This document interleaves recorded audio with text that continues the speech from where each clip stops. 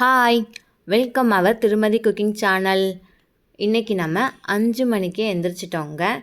இன்றைக்கி என்ன சமையல்னா வாங்க வீடியோவில் போய் பார்ப்போம். உளுந்தங்கஞ்சி செய்கிறதுக்கு உளுந்து கொஞ்சம் லைட்டாக வெந்தயம் சேர்த்து நல்லா வறுத்து எடுத்துக்கங்க. இன்றைக்கி நம்ம பீர்க்கங்காய் சாம்பார் தாங்க வைக்க போகிறோம்.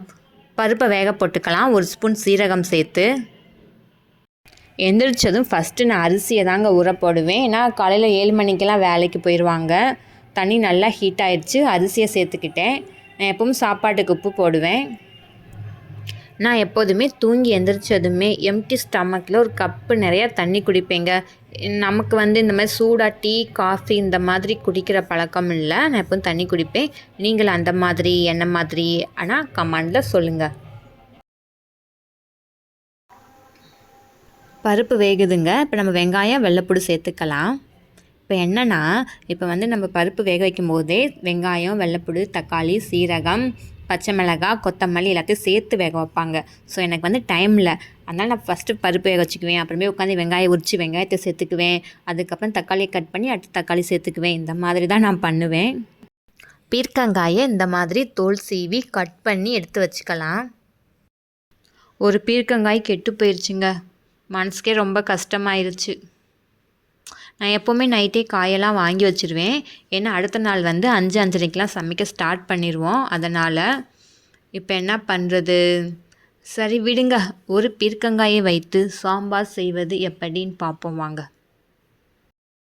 பருப்பு நல்லா வெந்துருச்சு. நம்ம கடைஞ்சி எடுத்து வச்சுக்கலாம்.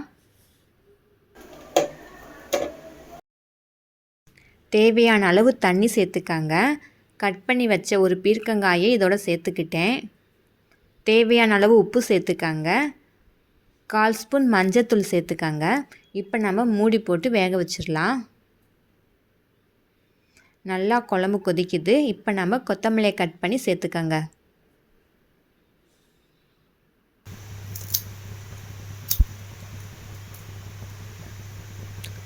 சாப்பாடு வெந்துருச்சான்னு பார்ப்போம். பார்த்தாலே தெரியும் சாப்பாடு வெந்துருச்சுன்னு. சரி நம்ம வடிச்சிடலாம். வறுத்த உளுந்து வெந்தயத்தை ஒரு மிக்ஸி ஜாரில் எடுத்து நல்லா பவுடர் பண்ணிக்கங்க. மிக்ஸி சவுண்டு கேட்குதாமா, காதை பொத்திக்கிட்டு தூங்குறாரு. இப்போ அரைச்ச அந்த பவுடரோட தேவையான அளவு உப்பு தண்ணி சேர்த்து நல்லா கரைச்சி எடுத்து வச்சுக்கோங்க.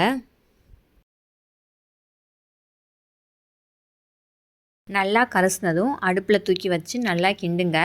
இதோட நாட்டு சர்க்கரை சேர்த்து அதை நல்லா கிண்டிக்கலாம். இல்லாட்டினா அடியில் அடி பிடிச்சிரும். அதுக்காக தான். இதோட நம்ம ஒரு ஏலக்காய் சேர்த்துக்கலாம். ஏலக்காய் இல்லாட்டினா நோ ப்ராப்ளம்ங்க. பட்டை கிராம்பு இருந்தால் அதையும் சேர்த்துக்கங்க. நல்லா வாசமாக இருக்கும். இப்போ உளுந்தங்கஞ்சி ரெடி ஆயிடுச்சு. நம்ம தேங்காய் பூ தூவி இறக்கிடலாங்க. காலையில் உளுந்தங்கஞ்சி சாப்பிட்றது ரொம்ப உடம்புக்கு நல்லது. கண்டிப்பாக ட்ரை பண்ணி சாப்பிட்டு பார்த்து சொல்லுங்கள். மணி 6:15 ஆயிடுச்சு. ஸ்டார் லைட்லாம் ஆஃப் பண்ணிடலாம். நான் பருப்பு கை பார்த்த ஒரே தூசியாக இருந்துச்சுங்க. அதான் விளக்கமாற்ற எடுத்து கூட்டிக்கிட்டு இருக்கான். சாம்பாருக்கு சூப்பராக கொத்தவரங்காய் பொரியல் நம்ம ரெடி பண்ண போகிறோம். டைம் இல்லை, அதனால் சீக்கிரமாக கொத்தவரங்காய் சின்ன சின்னதாக நறுக்கி கொஞ்சம் உப்பு சேர்த்து லைட்டாக தண்ணி ஊற்றி குக்கரில் ஒரு விசில் வச்சு நம்ம எடுத்துடலாம். பாத்திரத்தை வச்சு எண்ணெய் ஊற்றி கடுகு கருவேப்பிலை வரமிளகாய் பெருங்காயத்தூள் போட்டு தாளித்து சாம்பாருக்கு ஊற்றிடலாம். ஸோ சாம்பார் ரெடி ஆயிடுச்சு. கொஞ்சமாக சின்ன வெங்காயம் நறுக்கி அதை சேர்த்துக்கங்க. அதுலேயே 1 ஸ்பூன் மிளகாய்த்தூள் சேர்த்துக்கங்க. கொத்தவரங்காய் நல்லா வெந்துருச்சு. அதையும் சேர்த்து நல்லா வதக்கிக்கலாம். இப்போ தேங்காய் துருவல் சேர்த்து ஒரு பரட்டி எடுத்துக்கலாம். இப்போ சூப்பராக ஒரு பீர்க்கங்காய் சாம்பார் ரெடி ஆயிடுச்சு. கொத்தவரங்காய் பொரியலும் ரெடி ஆயிடுச்சு. ஸோ லஞ்ச் பாக்ஸும் நம்ம ரெடி பண்ணியாச்சு. வீடு கொஞ்சம் க்ளீன் பண்ணுற வேலை இருந்தது. அதையும் நம்ம சீக்கிரமாக முடிச்சுட்டு ஆஃபீஸ்க்கு கிளம்பியாச்சு. உங்களுக்கு எங்கள் வீடியோ பிடிச்சிருந்தா லைக் பண்ணுங்கள், சப்ஸ்கிரைப் பண்ணுங்கள், பக்கத்தில் இருக்க பெல் பட்டனை கிளிக் பண்ணுங்கள். அப்போ தான் போகிற வீடியோ உங்களுக்கு நோட்டிஃபிகேஷனில் காட்டும். தேங்க்யூ.